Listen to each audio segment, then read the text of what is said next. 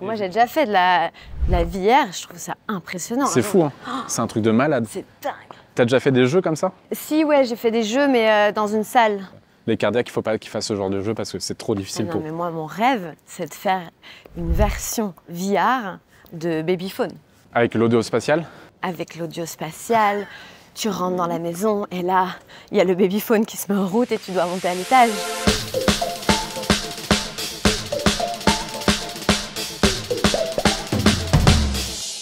L'idée, c'est que quand j'ai relu toutes tes interviews, il y a quelque chose qui m'a surpris, c'est de voir que quand tu étais petite, tu voulais être styliste, tu voulais aussi travailler sur les maquettes de Chicken Run, tu voulais faire plein de choses. Est-ce que la comédie et être comédienne, c'était tout de suite quelque chose qui était évident pour toi? En fait, quand j'étais petite, ce que j'adorais faire, c'était des films. Ouais. Tu faisais des sketchs, c'est ça, pour tes parents? J'aimais bien faire des sketchs pour mes parents, j'aimais bien. Ma mère me faisait faire un jeu que j'adorais, c'est qu'elle me donnait un mot et là je devais lui faire une impro à partir de ce mot. J'adorais ce jeu, j'adorais ce que ça provoquait chez moi, tout un coup d'excitation, ouais. De jouer, de faire rire. Puis j'avais une grosse caméra, un chat, des jouets. Et donc j'ai commencé à faire des films avec les jouets. J'adorais Toy Story, donc j'aimais l'idée qu'on pouvait faire bouger les objets, les stop motion. C'est pour ça que j'ai découvert. Il y avait une émission à la télé sur les effets spéciaux et les fabricants de maquettes pour les films. Voilà, c'est Gromit. Et en fait, tout ça, le fait de créer quelque chose qui tout d'un coup prend forme et bouge et fait créer un film, ça me passionnait. J'adorais. On voyageait beaucoup avec ma mère en dormant chez l'habitant, en traversant les pays en voiture, faire des trucs extrêmement dangereux, mais en même temps, c'était l'aventure, c'était trop bien. Et donc, je filmais tout et à la fin, j'adorais à la maison faire les montages, mettre de la musique et puis le montrer à ma mère pour voir les moments où je savais qu'il y avait le high cliff de l'émotion et dire ah bah kiffer ce moment. Et donc de créer de l'image avec le son, ça a toujours été un truc qui m'a beaucoup plu. Je savais pas du tout quoi en faire. Mon père voulait que je fasse des grandes études. C'est ça qui est fou, c'est qu'il voulait te lancer plus sur ça, mais toi vu que tu traînais un petit peu dans ce milieu-là, parce que ta maman avait été très connue pour Diane Femme Flic, ton papa, qui est apparemment un excellent dessinateur aussi de ce que j'ai su, t'as fait un peu rentrer dans l'univers du cinéma de Wes Anderson, tu traînais aussi dans les coulisses, donc t'étais un peu obligé de kiffer ce que tu voyais de tes yeux d'enfant. Bah c'était un endroit assez incroyable, hein. Un décor de cinéma, le décor de Diane Femme Flic, je l'adorais parce que c'était un commissariat et donc il travaillait dans un certain endroit, donc le reste du décor était encore là, mais il n'y avait personne. Et t'entrais dans ces lieux qui avaient l'air comme habités, et il y avait toujours le bureau du personnage un peu, du savant fou un peu. Ouais. Et lui, il avait toujours des objets incroyables dans son décor, et en même temps, il n'y avait personne, t'as l'impression d'être dans un endroit interdit. Et donc, il y avait quelque chose d'assez magique sur ces plateaux. Et donc, au moment où de passer mon bac, je savais pas du tout ce que je voulais faire. Je savais que je voulais être styliste, mais en même temps, je voulais travailler dans la pub, je voulais être journaliste. Tu voulais être animatrice aussi radio, non? Animatrice radio. Ouais. Et en fait, je me rendais compte que dès que j'allais au cinéma et qu'il y avait un personnage féminin que j'aimais bien, je voulais devenir elle. Je voulais me transformer en elle. Donc j'arrivais à la maison et je passais peut-être 24 heures à avoir toujours l'impression de jouer le rôle que j'avais vu au cinéma. Genre Catherine Zeta-Jones dans Haute Voltige ou Drôle de frimousse avec Audrey Hepburn. Exactement. Bonjour Paris.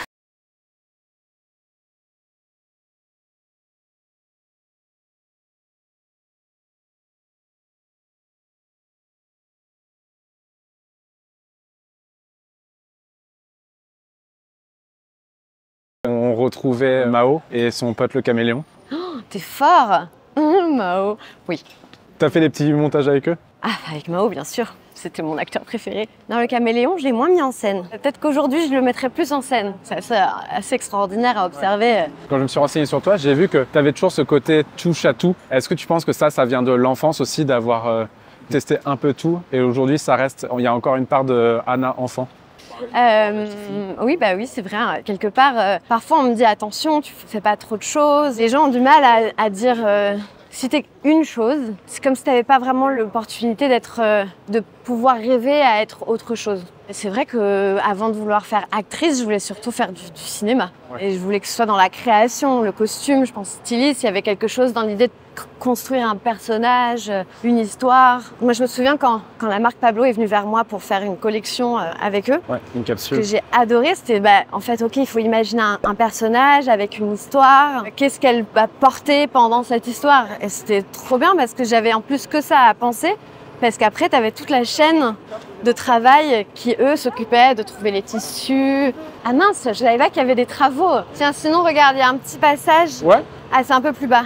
Ok, vas-y, on y va. Du coup, à Hong Kong, du coup, c'est ces sacs-là que tu as créés? J'avais envie de créer des sacs où tu mets un peu ta vie comme ça dans tous les sens et puis tu peux l'emporter facilement avec toi. Quand est-ce que tu as eu le petit déclic que tu savais que tu aimes le cinéma vraiment? Parce que je sais que tu regardes un film par jour, je sais pas si tu as encore le temps de le faire, mais tu l'as fait pendant très longtemps. On sent que c'est une passion énorme. Est-ce que tu te rappelles du moment où tu as eu ce petit déclic qui a fait que je sais ce que je veux? C'était l'année de ma terminale où j'ai rejoint mon amoureux pour les vacances. Et lors d'un dîner, il y a un ami de sa mère qui m'a dit « Tu devrais rencontrer cette femme, elle est extraordinaire, elle s'appelle Sheila Gray, elle a un cours de jeu. » Dans Queens? Ouais, moi j'habitais dans Queens. Et c'est là où tu as rencontré cette femme-là qui a été très importante. Exactement. Qu'est-ce qu'elle a déverrouillé en toi? En fait, c'est drôle parce qu'il m'a suffi de ce cours. Elle, c'est une sorte d'éponge à émotions. Elle peut passer des larmes au rire, à la séduction. Et je me suis dit, waouh, attends, on peut traverser toutes ces émotions, c'est génial et tout. Je rentre de ces vacances et là, je dis, ok, je sais ce que je veux faire. Je veux avoir mon bac, partir à New York, faire les cours de Sheila, trouver un travail, aller à Los Angeles pour voir commencer, revenir à Paris, trouver un agent et avoir mon premier rôle. Et donc j'ai écrit cette liste et je l'ai suivie. T'as mis combien de temps pour cocher toutes les petites cases? J'ai fait 2 ans de cours à New York. Après, j'ai fait un road trip à Los Angeles. J'y suis restée très peu, 3 mois parce que c'était la crise de 2008. Ah oui, les subprimes. Exactement, et puis c'était la grève des scénaristes. Oui, aussi, donc en plus, il y avait vraiment rien. Et donc je suis repartie pour faire un casting pour justement Diane Femme Flic. Attends. Trop bien. J'ai pas le code. Ça tombe très bien. Tu traînais beaucoup à regarder ta maman, à écouter ta maman, je crois aussi. Il y a quelque chose que j'ai trouvé très beau, c'est qu'il y avait beaucoup d'échos ultra positifs sur ta maman, sur le fait qu'elle soit très bienveillante et gentille. Et tu lui as dit, ça la rend encore plus belle. Est-ce que tu as l'impression que tu as hérité de ça, de cette bienveillance aussi? Parce que c'est quelque chose qui, j'ai l'impression, est assez unanime, ce qui dégage en toi, c'est tu as une bienveillance et tu as une gentillesse. Est-ce que tu penses que ça, c'est le petit héritage de ta maman et après de ton papa, peut-être le côté dessin, tout ça? Ce serait un honneur d'avoir hérité de ces qualités-là, parce que c'est vrai que ma mère a vraiment elle est vraiment ouverte sur les autres et en soutien et en écoute. Et c'est vrai que l'avoir vue grandir sur un plateau avec ça, et puis je pense le fait de porter en plus Diane Femme Flic, c'est qu'elle avait aussi une sécurité en elle qui lui permettait de soutenir aussi les autres. Et c'est aussi une manière de penser la légitimité. On a du mal à se sentir légitime pendant longtemps, quoi. Parce qu'à un moment, je fais bon, quand même. T'as eu le fameux syndrome de l'imposteur pendant un moment? À un moment donné, je me suis dit, oh là, les gens ils vont comprendre que c'est une arnaque. Est-ce qu'on passe par là ou est-ce qu'on fait demi-tour? C'est toujours une remise en question, de toute façon. Il y a des jours où on est là, genre, il y a tout qui réussit. Ah, je vole. Et il y a des jours où tu fais, c'est une catastrophe. Ça s'améliore avec le temps ou? Moi, la naissance de mon fils, ça m'a vachement aidée. Ouais. Vachement, parce que tu dis... on s'en fout. On s'en fout. Ouais. C'est beaucoup plus important. Et puis je pense que... Mais c'est aussi lui qui a créé ça. C'est mon envie d'écrire et de réaliser. De se dire, en fait, j'ai une envie d'être procréatrice de mes projets. Parce que quand on est comédien, le problème aussi, c'est que parfois, on dépend beaucoup du réalisateur, des intentions de l'autre. Ouais, et puis de l'envie des gens, de te voir ou pas, de croire en toi. Où est-ce qu'on te positionne dans les personnages qu'on te propose? Qu'est-ce qu'on voit de toi? Qu'est-ce que tu laisses percevoir? Qu'est-ce que... À un moment donné, t'en peux plus. Du coup, moi, quand j'ai bien regardé ta filmographie, je trouve qu'à un moment, peut-être que tu as une image trop naturaliste dans les réalisations de ce qu'on voulait te faire ressortir. Est-ce que à un moment, tu n'as pas ressenti cette impression d'être enfermé dans une image qui n'était pas forcément toi? À un moment donné, je me suis aperçue qu'on me proposait, que je portais beaucoup de rôles, que j'aimais beaucoup, attention. Mais toujours la même chose, à un moment, tu n'en peux plus. On met beaucoup des jeunes femmes qui observaient, qui dépendaient en fait de l'autre pour faire, qui n'étaient jamais dans la... C'était jamais elle qui était vraiment dans l'action. Même si ça veut dire faire des personnages du coup qui sont pas aussi bons que tu... En fait, c'est jouer des rôles et en fait, plus tu t'amuses le plus à jouer des rôles qui sont loin de toi. Ouais. Où tu crées vraiment quelque... À un moment donné, on commençait beaucoup à me demander est-ce qu'on peut emprunter ton jean pour jouer, tes chaussures? Et j'ai dit oui, mais c'est pas un problème de prêter les vêtements, c'est surtout un truc de j'ai pas envie de rentrer dans mes chaussures pour jouer un rôle. Oui, t'as pas envie d'être Anna qui reprend le rôle de quelqu'un. Exactement. Je pense que c'est le même de l'acteur. La chose la plus importante pour un acteur, c'est d'être quelqu'un d'autre et de jouer avec ça. Bah, c'est ça. Finalement, de dire presque plus de soi à travers quelque chose d'autre, mais de jouer quelque chose, de mettre un masque. Et est-ce que tu as cette impression que, mine de rien, le flambeau, la flamme, ça a peut-être fait un trigger sur des personnes de dire ah, mais en fait, c'est pas que la fille romantique, très écriture contemporaine naturaliste, c'est pas que ça. Est-ce que ça a changé? Mais ce qui est fou, c'est le courage aussi du coup de Jonathan, de dire ok, elle peut jouer ça, parce que tu vois, on pourrait aussi lui dire bah non, qu'elle prend quelqu'un qui est plus évident là-dedans. Ouais. C'est un pari qu'il a pris, quoi. Il m'a fait un cadeau de ouf. Ouais. Mais de ouf. Non, on est déjà passé par là. Ou alors, tiens, j'ai une idée. Vas-y, je te suis. Non, t'as jamais eu de rôle romantique, genre comédie romantique et tout, mais c'est vrai que peut-être dans la façon de filmer, les réalisateurs avaient cette idée-là de te mettre en scène de cette façon-là, quoi. Ah bah bien sûr, bien sûr. Un moment, je rigolais parce que je disais toujours ces plans où je marche. Je marche beaucoup dans les films. Je vois ce que tu veux dire quand tu dis que la fille qui pense. Je vois totalement. Oui, en même temps, ça fait plus peur, hein, les rôles qui sont d'un coup qui sont plus engagés. Là, je viens de faire la série de Ziad Doueri, La Fièvre, écrit par Eric Benzekri, qui est incroyable, terrible sur le futur, sur comment Eric voit les choses. Putain, j'ai jamais fait ce passage. Allez. Et je joue un rôle terrible, terrible. Une femme affreuse, extrêmement intelligente, mais machiavélique. Machiavélique. Et en même temps, quand je jouais, j'étais tellement sortie de moi, j'étais plus moi du tout. Et ça me donnait des... J'avais vu une interview comme ça je crois que c'est Isabelle Huppert qui disait que quand elle rentrait à la maison, elle quittait complètement le perso, mais que pendant qu'elle tournait, elle était high sur le perso, quoi. Et d'ailleurs, elle fait des rôles ultra forts, tu vois, ultra engagés, des femmes, pas forcément des belles personnes. Non, quand elle joue dans Elle, par exemple, c'est un rôle qui est ultra difficile à jouer. Ultra difficile. Mais... T'as déjà eu un rôle comme ça où vraiment t'as ressenti, à part ce rôle-là, quelque chose en toi qui était difficile à enlever du rôle? Ah, non. Jamais?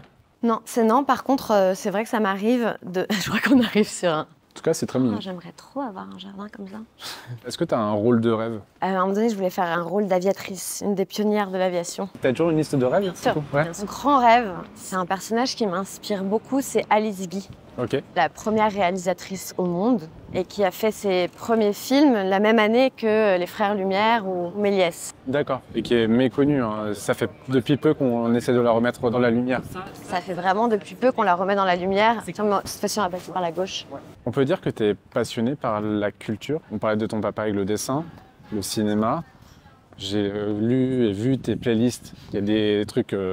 J'étais très content de voir le mot Phoenix ou des groupes que tu as vus. Est-ce que tu as l'impression que cette culture, c'est ce qui fait aujourd'hui ce que tu es et que c'est un besoin de l'avoir auprès de toi tous les jours?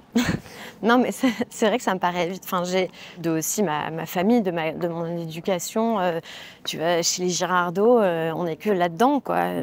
Mon oncle est photographe, l'autre a travaillé en montage son, il réalise aujourd'hui.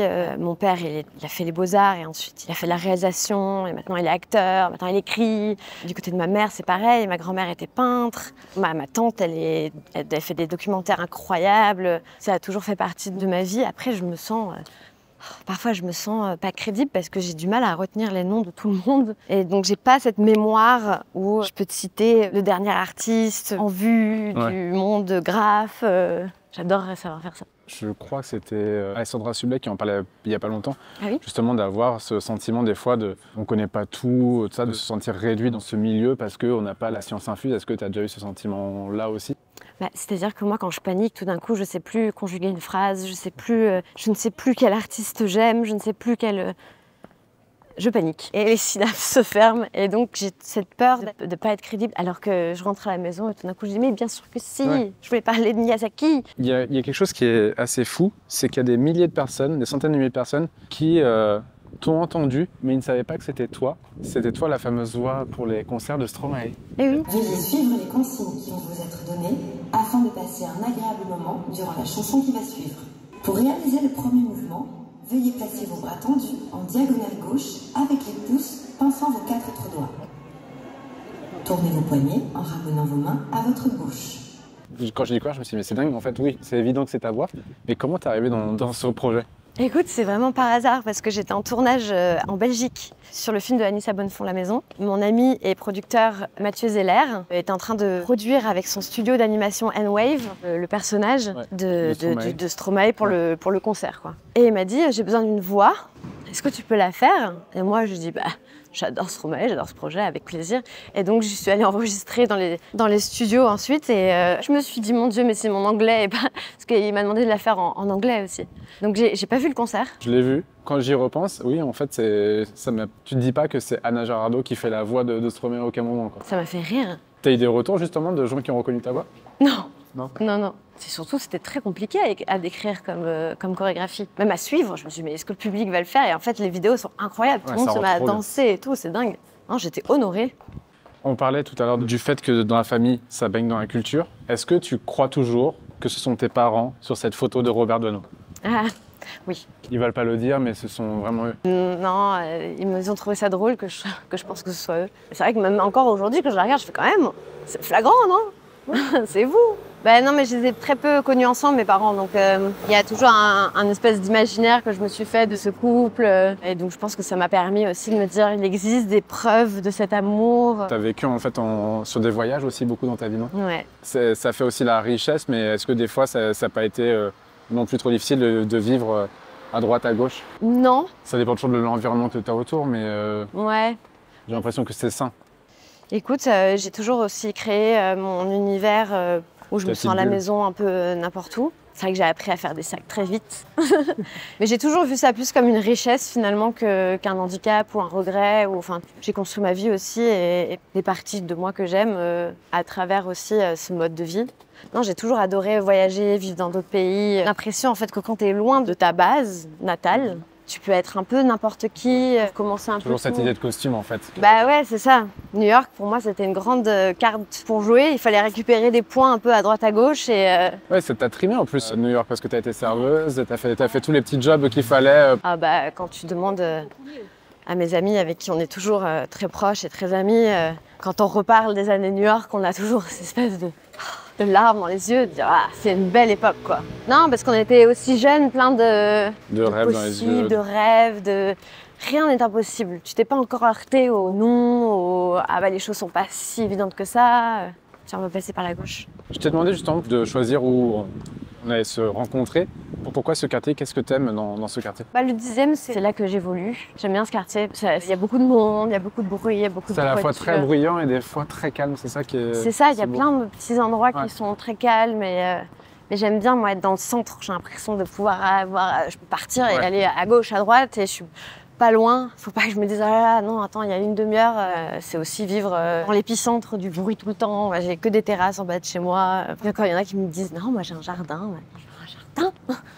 Un vrai jardin avec de l'herbe, des arbres. Ah, ça peut être un des rêves pour le futur, justement, d'avoir cette envie de jardin et de s'extirper un peu de la jungle parisienne. Je comprends. Ma mère, elle a la chance en ce moment de vivre dans la jungle du Costa Rica. Mais j'ai encore, je pense, un besoin d'être connectée au bitume. À Hong Kong, j'y allais souvent et j'aimais bien aussi déconnecter de Paris. Mais Paris me manquait. J'avais l'impression de ne pas faire évoluer ma vie ou je sais pas. Puis j'ai grandi ici. Ma mère, elle me dit, ah, tu vois bien pour ton fils, c'est pas bon. Je dis, bah merci, venant d'une femme qui m'a fait grandir ici, t'es mal placée. Hein. Ta maman m'a dit justement... Elle t'a dit? Oui, j'ai parlé avec ta maman. Ta maman m'a dit justement que t'avais toujours un peu du mal au Costa Rica, ces fameuses petites bêtes. C'est vrai. C'est vrai qu'il y a une partie de moi qui a un peu peur des animaux, qui pourraient vivre dans cette jungle, notamment celle avec 8 pattes et... Mais bon, elle me dit qu'il n'y a pas de migale. Mais j'ai vraiment du mal. Non, et puis le Costa Rica, c'est qui est merveilleux aussi, c'est que la nature a vraiment... On vit dans la nature, en fait. La nature a plus le respect pour les animaux, a beaucoup de pouvoir. On respecte énormément l'environnement. Donc, évidemment, beaucoup de bêtes qui peuvent... Il y a beaucoup de faune, quoi. J'ai appris avec mon fils à avoir moins peur des araignées. Je suis même surprise à lui dire « Mais non, regarde, je peux la toucher !» Alors, mais jamais de ma vie. J'étais là, mais qu'est-ce qui m'arrive? Qui suis-je? J'ai dit « Non, regarde, hop, on la met dehors, tout va bien. » Mais moi seule, j'aurais jamais fait ça de ma vie. Tu serais sur un tabouret Je serais sur un tabouret en train de me contorsionner dans tous les sens. Il paraît qu'il y a un film d'horreur là qui sort, Vermine. Oui, je le vois la semaine prochaine justement. Ah, ça a l'air incroyable. Ouais. Sur mon dernier film, là, j'étais avec ma doublure cascade parce que j'ai fait un film d'action de Julien Leclerc. Ah, trop bien. Le salaire de la peur. Ah, c'est le remake? C'est une sorte de remake. Disons que c'est pas un remake du film, c'est un remake de l'histoire, du livre. C'est l'idée que ces 4 personnes qui, normalement, ont rien à faire ensemble, vont transporter un camion rempli de nitroglycérine d'un point A à un point B. Et...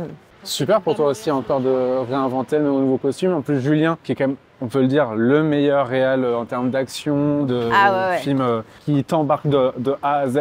Ah, complètement. Donc, encore une fois, là, on parlait juste avant l'interview, il y a un film d'animation, il y a le film de Julien. J'ai l'impression que, mine de rien, la Anna d'avant, elle a plusieurs petites sœurs Anna qui vont pour aller à droite à gauche dans différents univers. C'est vachement cool pour toi, ça. J'adore. Franchement, je suis trop contente parce que... Attends, il va tourner, tu penses, le camion, ou il va aller tout droit?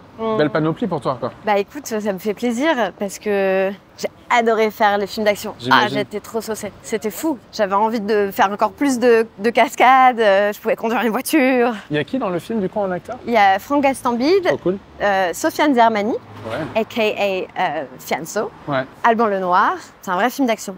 Trop hâte de voir ça. Ma dernière question, c'est, elle penserait quoi, la petite Anna qui respirait l'odeur du panier d'osier, du tagine au poulet, aux dattes, et qui allait voir le concert des Red Hot avec ses copines, elle penserait quoi de la Anna qu'elle est devenue? Oh, je pense qu'elle est toujours là. Hein. Elle est contente, on continue à s'amuser. C'est le plus important pour toi, justement, de continuer d'avoir cette notion de plaisir, d'amusement dans ce que tu fais? Ouais, bien sûr, bien sûr. Ah oui, oui, oui. Et puis même, l'ambition aussi, c'est quelque part, c'est de ne pas avoir peur d'aller vers là où on a envie de s'exprimer ou de parler, parce que je pense qu'on n'a qu'une vie et qu'on est 8 milliards sur cette terre. En vrai, tout ce qu'on peut faire aujourd'hui, c'est faire attention aux autres, apprendre à vivre dans l'envie de partage, de communion, de célébration ensemble, et qu'il faut rien s'interdire de continuer à être créatif. Bon, après, c'est plus facile à dire qu'à faire. Mais c'est ce qui me motive aussi le matin, quoi. Ouais. Dernière chose, c'est un concept que j'ai appelé la passe D. Qui tu aimerais voir dans ce concept pour découvrir où il vit, où ses racines, et le redécouvrir d'une nouvelle manière? Ah ben attends, il faut trop que tu demandes à Anissa Bonnefond. Ok. Ah oui. Avec qui tu avais fait la maison. Je pense que ça a changé beaucoup de choses aussi pour toi. Beaucoup, beaucoup. L'expérience qu'on a vécue toutes les deux, elle m'a transportée ailleurs, elle m'a appris beaucoup sur les femmes, sur le travail avec les femmes. Et puis en plus, tu vas voir, elle va te recevoir avec du thé, des gâteaux. Elle a un grand sens de l'accueil. Et elle parle extrêmement bien de son métier, de l'univers qu'elle aime. Ouais. Elle a un univers cinématographique et artistique très fort. C'est une très belle personne. Donc, ok, je la contacte direct après cette interview. Trop bien. Je lui dis que je viens de ta part. Merci beaucoup en tout cas. Merci à toi.